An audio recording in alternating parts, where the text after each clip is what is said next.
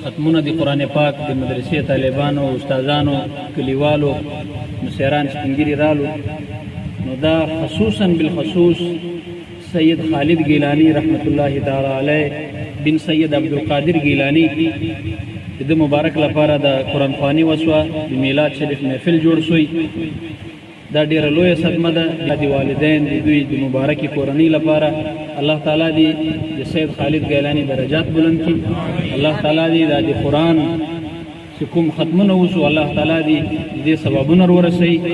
د کوم خیرات اهتمام شوی الله تعالی دې د ختم شریف دې خیرات ثوابونه ورسوي. الله تعالی دې درجې بلند کړي. الله تعالی دې قبر منور وګرځوي. د دوی والد صاحب ته سید عبدالقادر گیلانی صاحب مبارک بیبي مبارک ټول کورنۍ ته دی الله تعالی صبر جمیل او په صبر باندې اجر عظیم ورکړي نصیب کړي.